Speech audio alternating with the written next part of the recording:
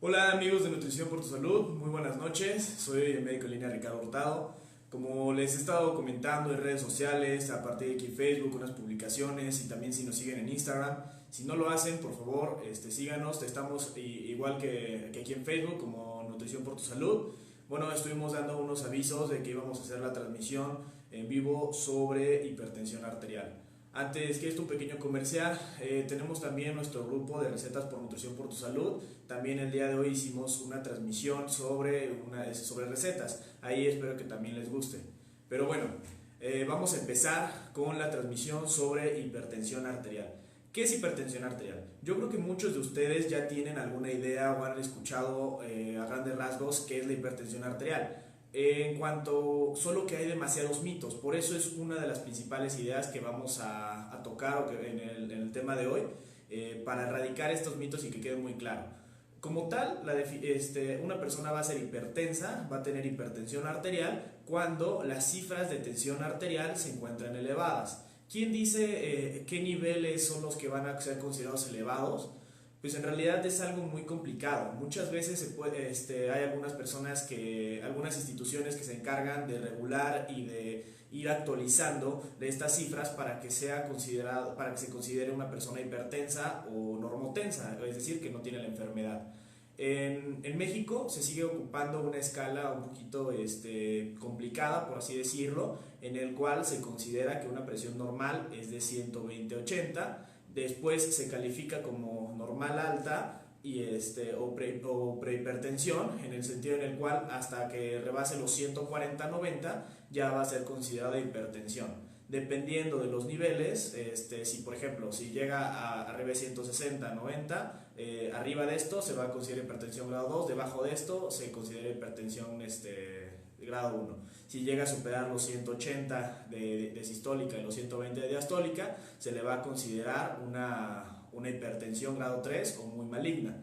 Estas son les digo, las cifras que se ocupan actualmente en México y con las cuales se va a diagnosticar como tal, que es en México. Recientemente, el año pasado, de hecho, la Asociación Americana del Corazón, la AHA, hizo una actualización en el cual para algunos se les hizo muy rigorista, muy extrema y decían, no, pues es que es muy fácil hacer que una persona sea hipertensa. Empezaron a decir algunos, incluso médicos, que es que lo único que quieren es que le estés dando medicamentos desde antes a los pacientes y pues obviamente que la industria farmacéutica gane millones, cosas por el estilo. Porque ellos, a lo que antes o que aquí en México todavía se considera como prehipertenso, ellos ya la califican como hipertensión. Es decir, si una persona tiene arriba de 130/80 según la Asociación Americana del Corazón, ya es una persona hipertensa. Simplemente va a haber unos cambios en el sentido en el cual cuando va a ser arriba de 130/90 ya lo va a considerar como grado 1. Si rebasa los 140/120 lo va a considerar 110, perdón, lo va a considerar como grado 2. Y si rebasa los 180/120, cualquiera de estas dos va a ser considerada la hipertensión severa o una crisis de hipertensión. Estas zonas cuando ya son más complicadas. Pero ¿de qué depende? ¿Por qué unos dicen que es algo, estas asociaciones o la industria farmacéutica nos quieren dar medicamentos antes y para tenernos atados a los medicamentos desde jóvenes?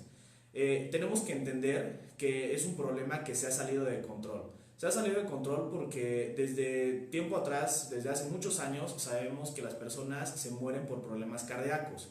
Se han inventado, se han descubierto nuevos tipos de fármacos, nuevas formas de abordar el tratamiento y un diagnóstico más temprano, y nos estamos quedando muy, muy cortos. ¿Por qué? Porque aún en los países de primer mundo, en los cuales, no hablemos de México, hablemos de países europeos, en Estados Unidos, en los cuales se supone que tienen una gran educación, tienen un sistema de salud que abarca a prácticamente toda la población. Aún en ellos las personas se siguen muriendo de infartos. El infarto como tal, uno de sus principales riesgos es la hipertensión. Obviamente este tipo de enfermedades se le llaman que son enfermedades compuestas, por así decirlo. Son enfermedades que tienen muchos orígenes, muchos factores pero al final la hipertensión arterial es uno de los principales asesinos, un asesino silencioso, porque nos va dañando poco a poco, específicamente como en el ejemplo que les pongo, el corazón, pero no solo también puede generar infartos cerebrales, puede generar infartos pulmonares. Un poquito más adelante les estaré hablando de todo esto. Pero bueno, al final, como lo que quiero que les quede claro, es de que no se trata de que cada vez nos quieran dar medicamentos antes, es de que aunque nosotros se estén haciendo intervenciones de diferente forma, que la idea es de que ya no sea una medicina resolutiva, que sea una medicina preventiva. Por eso hay que aprovechar todo este gran auge que tiene la nutrición y todo este impulso que está teniendo el cuidado personal. Es algo muy importante que debemos de beneficiar. Pero bueno, entonces, como no se podía lograr controlar y estas cifras están muy, lo único que destinaba si iba a tener una persona ser considerada hipertensa, grado 1, grado 2, grado 3 o prehipertensión, era el nivel de riesgo que tenía. Se hacían estudios en los cuales una persona que tenía estas cifras, cuánto riesgo tenía de presentar un infarto a los 5 o a los 10 años. Y entonces cada vez se está viendo que el riesgo sigue aumentando, a pesar de que tengan cifras que antes se consideraban prehipertensión, o sea que no se frenaban, aunque les avisaras que tenías prehipertensión o que tenías hipertensión grado 1, seguía avanzando la enfermedad.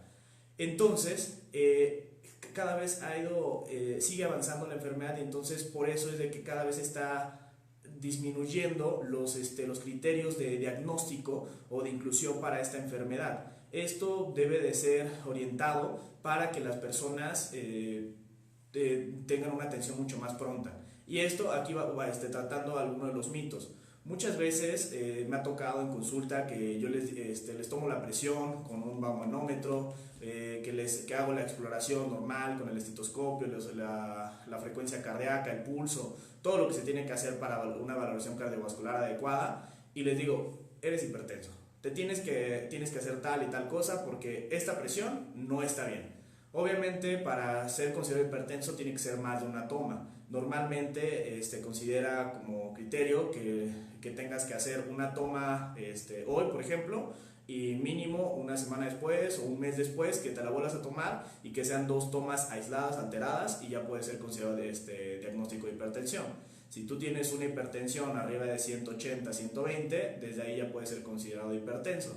También obviamente se tienen que pedir estudios de control, que estos se los va a pedir su médico tratante para buscar un origen, alguna enfermedad de base que esté causando la hipertensión, o algún otro problema que lo vaya a estar alterando. También si ya es el caso de que, como les decía, es una enfermedad silente que no nos damos cuenta cuánto tiempo la tenemos, que ya esté generando algún daño. Entonces, después de todos estos estudios, ya podemos decir que es hipertensión. Pero bueno, cuando tú en una primera consulta, en una primera instancia, le tomas la presión a una persona y está alterada, le tienes que solicitar que haga algo que se le llama un diario de presión arterial. Esto es algo muy bueno, porque si le enseñas muy bien a la persona a tomarse la presión y él junta a lo largo de una semana o 2 semanas diferentes tomas a diferentes días, podemos ver o podemos tener una información mucho más completa para poder saber cómo se encuentra su presión arterial y descartar algo que también es un poco común, que nos han llegado a decir, no, y que de hecho está en los libros, la hipertensión de la bata blanca o reactiva, que cuando van al médico se sienten un poco nerviosos, pues les estás diciendo, oye, pues mira cuánto pesas, mira lo que tienes, bla, bla, entonces se espantan un poco y entonces obviamente la presión se eleva.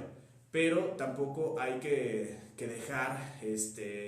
dejarnos engañar o decir, porque muchas veces yo les digo, mira, tuviste la presión elevada hoy, la siguiente consulta en 3 semanas la tuviste elevada, después de eso en 6, en 9, 12, nos vamos así, y todas están elevadas. Y siempre nos dicen, no, pues es que, bueno, no todos, algunos pacientes nos llegan a decir, no, es que estoy un poquito nervioso o estresado o lo que sea.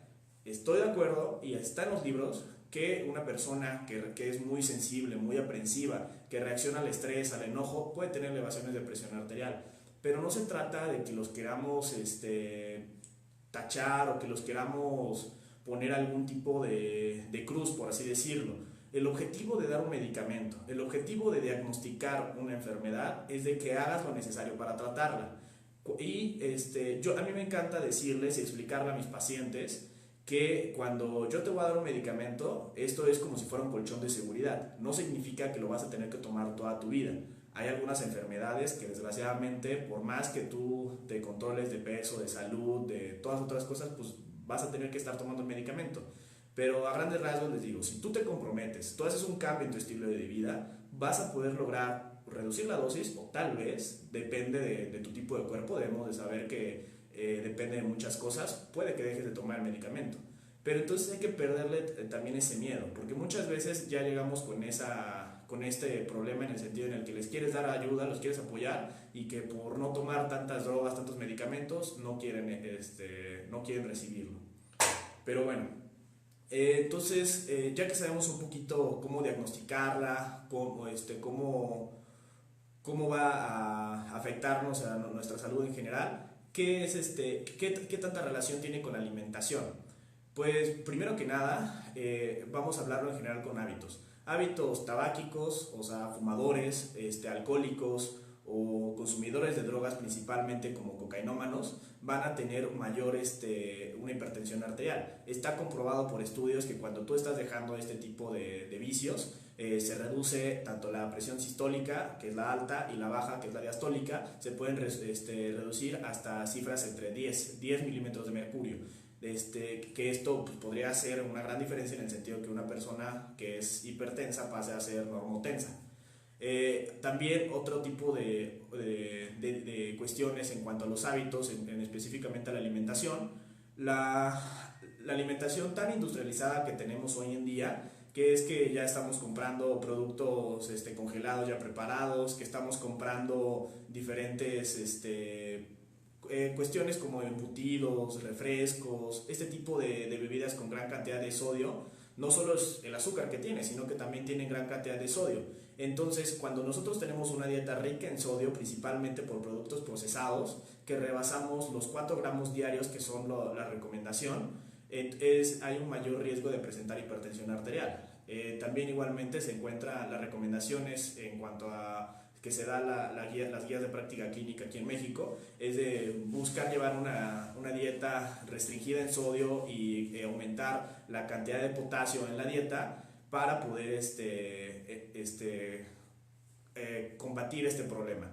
El problema principal no es solo que coma o que consuma sodio a lo tonto. Si nosotros o sea, no es de que no le pongas sal a la comida, al caldito de pollo que lo estás preparando, sino de que evites comer, por ejemplo, exceso de embutidos, exceso de productos enlatados, exceso de productos curados en sal o ahumados en sal, porque estos van a ser los que nos van a generar un descontrol total. Si nosotros logramos llevar una dieta principalmente más mercado, menos supermercado, es muy sencillo, no vamos a tener que estar cuidando, leyendo etiquetas para ver cuánto sodio tiene. Así vamos a poder asegurarnos que nuestra dieta es normosódica, que se le llama así, o hasta incluso baja en sodio, que es las recomendaciones que se les dan a personas que ya tienen una hipertensión descontrolada.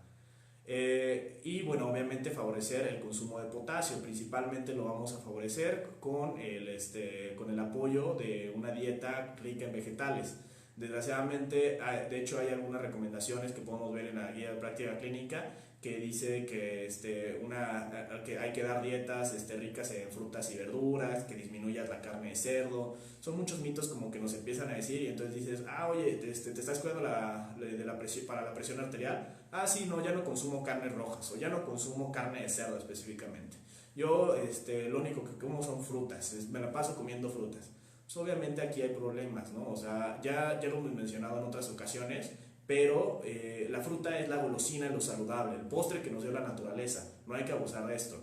Cada vez, si nosotros vamos a la historia de las frutas, nosotros las hemos modificado genéticamente, hemos hecho una crianza selectiva para que cada vez tengan más carnita, por así decirlo, más azúcar, más jugo y menos nutrientes. Siguen siendo muy buenas, no quiero decir eso, pero tienen que ser controladas, no van a ser a libre albedrío. Hay personas que han llegado y que nos dicen, no, pues es que estoy en la dieta de la manzana, y se terminan comiendo 3 kilos de manzana al día y no comen otra cosa. Pues obviamente mal, muy mal. También los mitos que se generan a lo largo de las carnes, de cárnicos rojos, todo este tipo de cosas, Va a haber algunos que van a ser malos, pero otros que pueden ser buenos. Y principalmente no se trata de quito un alimento y ya, sino de que voy a sustituirlo por algo mejor. Entonces hay que tener mucho cuidado con este tipo de cosas. Bueno, aprovechando la pregunta que nos hace Erendira, estoy viendo las preguntas que me hacen, pero voy tratando de tomarlas y contestarlas por orden. La hipertensión reactiva o la hipertensión tiene mucho que ver, una parte con lo que decía el síndrome de la bata blanca, que las personas o los pacientes se asustan cuando van al médico. A veces es imperceptible, o sea, no es de que estén en un ataque de pánico, pero sienten un poco más de nervios. Por eso es cuando se pide que se hagan este tipo de estudios como el diario de la presión arterial. Pero nuevamente, aquí hay que tener mucho cuidado porque por más aprensivo que seas, por más que estés nervioso, que te enojaste, lo que sea, hay que entender que si estás teniendo presiones elevadas, o sea, no hay que como que huirle al diagnóstico, porque le dices, oye, es que eres hipertenso, te voy a dar un medicamento para que te ayude, ni siquiera algo muy agresivo. O sea, hay escalas de tratamiento, de guía que nos van a servir que vayamos con un tratamiento escalonado. Es decir, primero vas por la base, luego el segundo, tercero, todo esto, y si no se logra controlar, pues es cuando ya tú das medicamentos combinados, a veces de 2, de 3, o incluso ya lo mandas con subespecialistas para que hagan el tratamiento, para que le hagan otro tipo de pruebas. Pero no hay que huirle al diagnóstico. También hay que tener cuidado, otro gran mito que existe es el hecho de que yo soy de presión baja, ¿no? O sea, yo tengo hipotensión todo el tiempo, lo llegan a incluso a decir. Aquí es algo que a veces es difícil explicárselo, principalmente un poquito más a las mujeres, porque es a las que más les llegan a decir.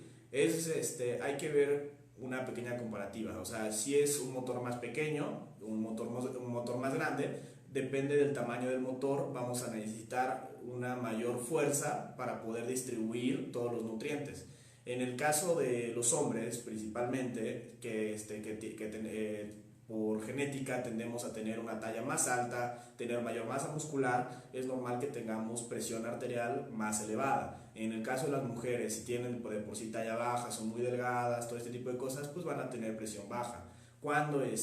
Pero simplemente al pasar de los años, si no están teniendo una mala alimentación, no es la misma la presión que tú tenías a los 15, 16 años hasta que tenías a los 30. Han llegado personas que dicen, no, pues es que yo manejo presiones de 90 a 60, pero no aclaran que lo dicen cuando estas personas tenían 15 años, 14 años, y que de esos 15 años a los 20 años que han pasado se le suman unos 20, 30 kilos. Obviamente, cuando aumenta el tamaño del motor por sobrepeso, por obesidad, pues ya no es normal y muchas veces se llega a excusar en ese sentido en el cual dicen, bueno, tuve la presión elevada, pero yo normalmente soy de presión baja, ahorita es algo raro, es algo extraño, y eso hace que se retrase mucho el diagnóstico. Cuando nosotros les estamos diciendo, si ya es una hipertensión, vamos a tratarla, vamos a ordenarla, hay que tomarlo con un poquito con seriedad. Cuando hay diferentes enfermedades, como les comentaba, o hábitos como el alcohol, el tabaco, el cigarro, la dieta rica en sodio, cuando nosotros tenemos sobrepeso, obesidad, enfermedades relacionadas como por ejemplo alteraciones renales, diabetes, cuando tenemos alteraciones en el colesterol, triglicéridos, van a aumentar la presión arterial. De hecho, este tipo de enfermedad es una enfermedad que forma parte de algo que ya les he mencionado también en otras ocasiones, el síndrome metabólico. El síndrome metabólico es un conjunto de signos, síntomas de pruebas de laboratorio que nos van a poder decir que una persona está presentando varias alteraciones a lo largo de su salud en general, que está teniendo problemas con el ácido úrico, con colesterol, el bueno, el HDL, con el LDL elevado, que es el malo, con triglicéridos elevados, que va a tener hipertensión arterial, resistencia a la insulina, diabetes, varios puntos. Si nosotros lo combinamos, es como un ejemplo claro que a mí me gusta poner, yo pongo mucho ejemplo con carros, es como si nunca checas el motor de tu carro y obviamente se va a ir dañando y cada vez que lo vayas a revisar pues va a tener ruidos por todos lados. En el caso de la hipertensión, lo que va a estar generando el aumento de la presión, por ejemplo, puede ser que se estén formando placas de ateroma. Podemos ver en esta imagen, esta es una arteria normal. El envejecimiento va a generar algo que se llama arteriosclerosis. Esto es totalmente normal. Que la capa muscular, lo que se ve un poquito más rojo en este modelo, se va a empezar a hacer más gruesa, se va a empezar a hacer más rígida. Esto va a pasar por inflamación. ¿Qué nos va a causar inflamación? Como lo que les mencionaba, sobrepeso, obesidad, alcoholismo, tabaquismo, algunas enfermedades como tipo autoinmune, como arteritis, lupus, Sjögren, diferentes tipos de enfermedades autoinmunes nos pueden generar problemas arteriales. En este caso, esta es una representación de la ateromatosis, que son la forma más típica de este daño arterial y que es lo que lo vamos a ver muchísimo en cuestión de todo lo de la nutrición. Vamos a ver placas o estrías grasas que a lo largo de los años, si no controlamos las grasas en sangre, van a ir creciendo y vamos viendo cómo se va haciendo cada vez más gruesa la placa, y no solo es grasa, sino también son células inflamatorias. Podemos ver en esta última parte cómo se ve toda la parte grasa y una parte blanca. Esa parte blanca son las células inflamatorias que van a estar llamando a sus amigos. Es como cuando vas a una fiesta y que de repente todos le dicen, oye, miren, aquí está padre el ambiente, vénganse todos. Pues lo mismo pasa en las arterias. Cuando hay una enfermedad, llega una célula inflamatoria y empieza a decir, miren, aquí hay algo, hay algún problema, vénganse todos. Y entonces se empiezan a generar este engrosamiento de la placa arterial. Hablando un poquito de los infartos, por ejemplo, en cuestión de las coronarias, puede que las placas estén obstruyendo más del 70% de la luz, y ustedes no tengan ningún problema, no tengan ningún dolor, no tengan ningún síntoma ni signo que les esté avisando de que solo el único espacio que queda es el 30%. Eso es algo muy común, y esto lo pueden ver desde porque tienen años con colesterol, triglicéridos alterados, y no hay ningún todavía no hay como que una tabla que diga, si tú tienes el colesterol bueno bajo y el colesterol malo elevado por tanto tiempo, por un día, 2 horas, por 3 semanas, ya se te va a generar la placa. Hay personas que puede durar más o menos tiempo en el que se generen este tipo de daños, pero pues les digo, puede irse acumulando el daño hasta que simplemente cuando llega algún proceso muy rápido, muy fortuito, cuando genera una reacción, como me preguntaban hace unos momentos, algún cambio, un asalto, un secuestro, un susto muy fuerte, una necesidad de la operación, alguna demanda orgánica más importante, o hay veces de que una persona que nunca hace ejercicio y de repente quiere correr un maratón casi, le genera una demanda de oxígeno demasiada a su cuerpo, que obviamente por estar disminuida la capacidad o el espacio para que transcurra la sangre, pues es cuando se llegan a dar los infartos. Y esto puede pasar en el corazón, puede pasar en el cerebro, puede pasar en las extremidades. Lo más importante en el caso de la hipertensión arterial es ser consciente de ella, checarnos, porque como ya les mencionaba, es una enfermedad silente, es una enfermedad que no nos damos cuenta que está ahí. Algo que muchas veces les llego a explicar cuando vienen, o sea, les tomas el pulso y hay uno que se llama un pulso magnus, un pulso que casi que agresivo, que te llega a molestar. Cuando eres una persona que no estás acostumbrada a presión elevada, esta elevación del pulso, un pulso más agresivo, te llega a doler la cabeza. Normalmente lo que hacen es esta muestra, porque la arteria temporal empieza a sentir esta vibración, este pulso, que esto frecuentemente lo mencionan, por ejemplo, pues es que estaba estresado, enojado, lo que sea, y me empezó a doler la cabeza, y sienten esta sensación pulsátil. Pues normalmente puede ser por la presión arterial, pero cuando una persona ya es hipertenso crónico, se acostumbra a lo malo, a la mala vida, y tú le checas el pulso y es agresivo, es un pulso que, como les menciono, se llama pulso magnus, que es un dato ya de hipertensión crónica. Se puede también dar el caso de que la hipertensión se genere por alteraciones, por ejemplo, a nivel renal. De hecho, cuando la misma enfermedad que les mencionaba, contestando la pregunta de Jenny, cuando tienes una enfermedad, por ejemplo, de colesterol, triglicéridos, y tú no te has hecho un estudio en tu vida porque, pues, no sé, puede ser un adolescente, un niño o un adulto joven y dices, pues esa es la enfermedad de los grandes, ¿no? Hasta decir, no, eso es de viejitos, estás haciendo ese tipo de cosas.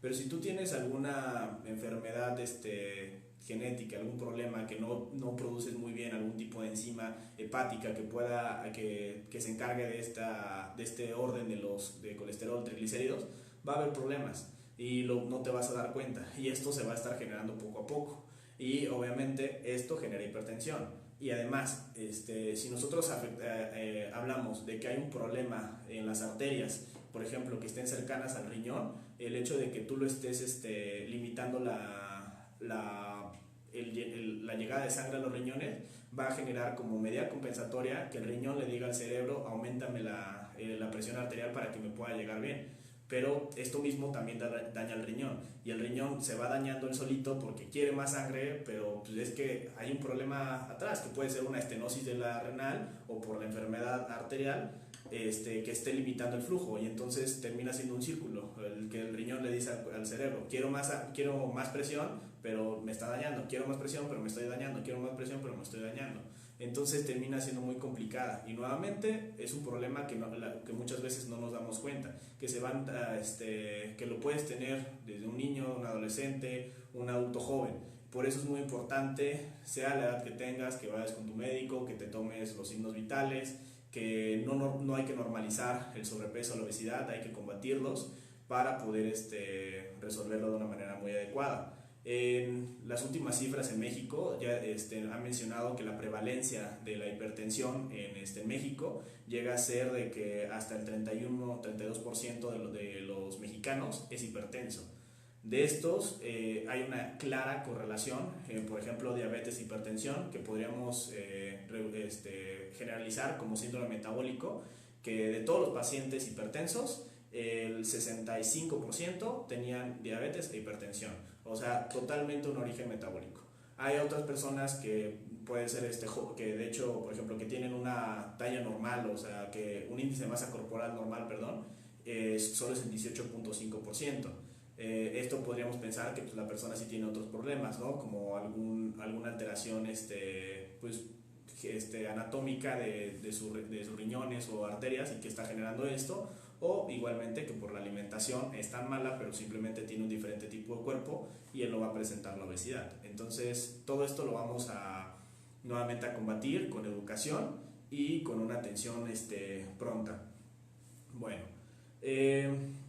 como les mencionaba, entonces hay diferentes tipos de qué vamos a hacer para tratarla, cómo la vamos a resolver. Ya tenemos el diagnóstico, ya tenemos el origen de la hipertensión arterial, cómo la vamos a tratar.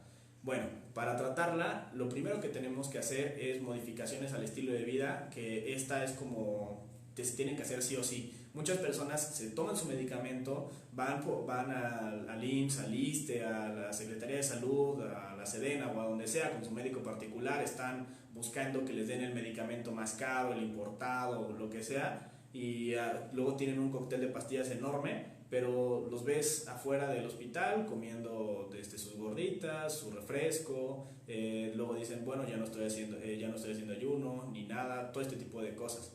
Entonces es muy importante que haya un cambio. O sea, si quieres tú que una persona controle de la presión arterial, tienes que dejar el alcohol, tienes que dejar de fumar, tienes que llevar una alimentación saludable, tienes que buscar una pérdida de peso, principalmente si tienes obesidad o sobrepeso, llevarte a un peso saludable, teniendo una relación masa muscular-grasa adecuada, porque es cuando tu cuerpo va a funcionar normal. Si tú tienes un área corporal mucho mayor a la que deberías de tener, es normal que el cuerpo tenga que esforzarse más, elevar más la presión para poder llegar a todas esas partes que normalmente no deberías de tener. Esa grasa, lonjita, llantita, como le quieras decir.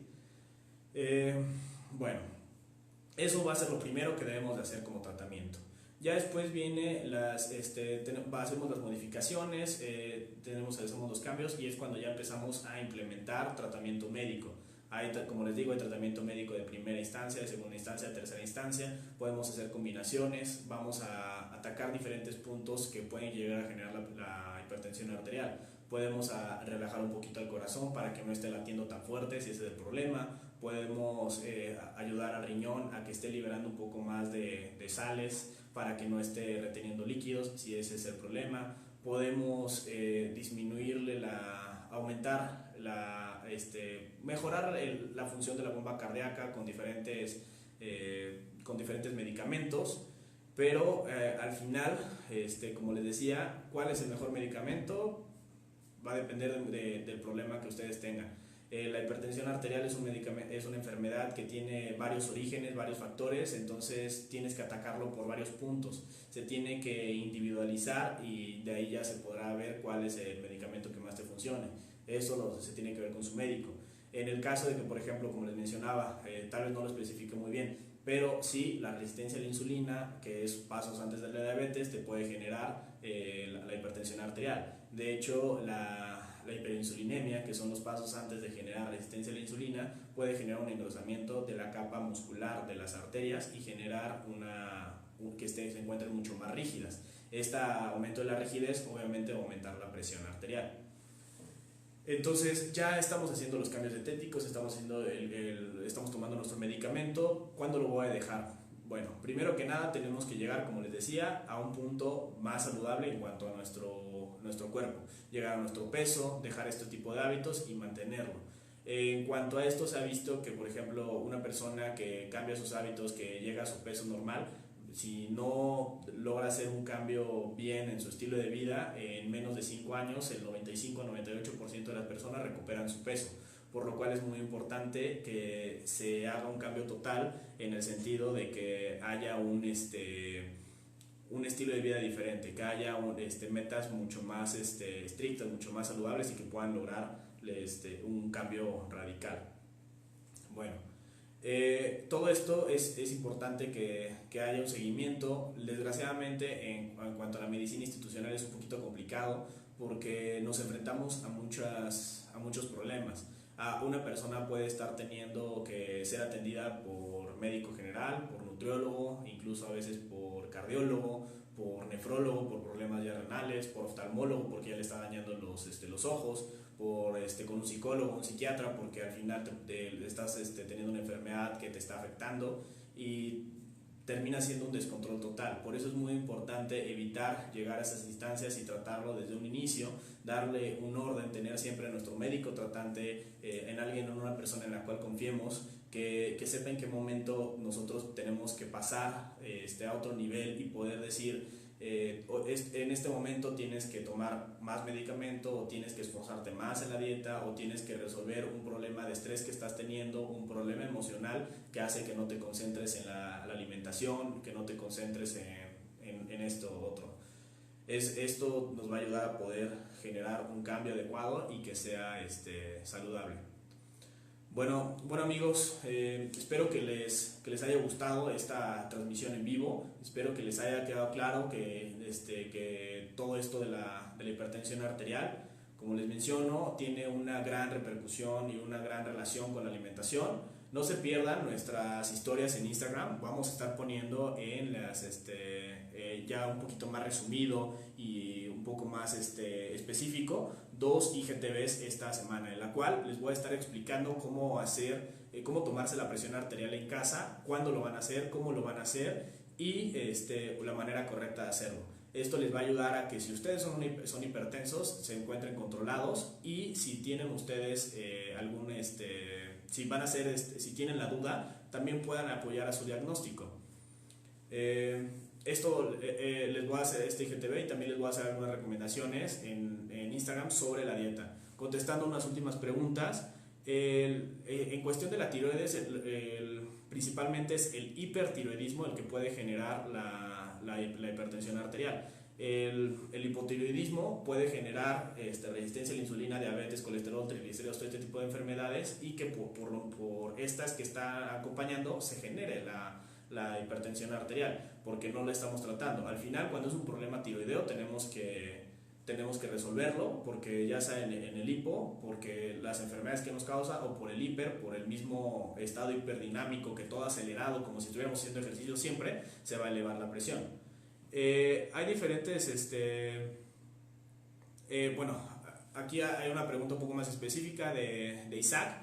La presión arterial va a cambiar dependiendo de nuestra posición. Cuando van con el cardiólogo, les puede pedir que hagan diferentes tipos que adquieran diferentes posiciones. Las diferentes posiciones que nosotros adquiramos durante la toma de presión arterial, la auscultación o la toma de pulso va a cambiar la presión en general. O sea, si nosotros, por ejemplo, nos ponemos en cuclillas, nos apretamos, hacemos fuerza, estamos elevando la presión en cuanto a los músculos y no le va a poder permitir de la misma forma a nuestro cuerpo generar romper la barrera muscular, y entonces va a tener que elevar la presión arterial. Si nosotros estamos en una posición acostados, muy relajados, es más fácil, por así decirlo, que tengamos hipertensión arterial. Perdón, que estemos normotensos. Si estamos parados, si estamos haciendo un esfuerzo, se puede hipertensar la persona. De hecho, voy a hablar de esto en la técnica correcta de la toma de presión arterial para que no haya errores, porque hay personas que, por ejemplo, cruzan la pierna, están platicando, están muy tensos o están adquiriendo posiciones como estas para que cuando toman la presión, y ese tipo de cambios pueden generar elevaciones de presión arterial que te cataloguen como hipertenso cuando no lo eres. También entonces depende mucho la posición exacta que tengas, o también el hecho de que tú puedas tener otro tipo de problemas. Puede ser que tengas, por ejemplo, lo más común es que con los cambios de posición, por ejemplo, que te estás sentado y te paras y que tengas una disminución de la presión arterial muy súbita. Eso es hipotensión ortostática, pero eso ya son cuestiones que se deben de ver con neurólogo o con cardiólogo. Pero sí es muy importante la posición, por eso no se pierdan el IGTV o el Instagram TV que voy a estar haciendo el día jueves. Se va a estar subiendo para que aprendan bien cómo tomarse la presión arterial. Ahí les voy a estar dando unos tips para que sepan cómo se hace, por qué se hace así, qué es lo que nos ayuda, todo este tipo de cosas. Pero bueno, espero que les haya gustado. También, nuevamente, no se pierdan el IGTV, en el cual les voy a hacer un resumen únicamente de la comida. Esto fue un poquito más general, y ahí les voy a hacer un resumen de, por ejemplo, qué cosas vamos a tener que dejar completamente en el caso de una persona hipertensa, o qué cosas nos pueden beneficiar, ¿no?, para poder evitar desarrollarla. Bueno, amigos, espero que les haya gustado. De todos modos, recuerden que este video se queda grabado en la página. Si tienen alguna otra duda, aunque lo vean más adelante, que ya no sea en vivo, pues ustedes pónganla y nosotros vamos a estar al pendiente para responder todas las dudas que surjan. Nos vemos, amigos, hasta luego y buenas noches.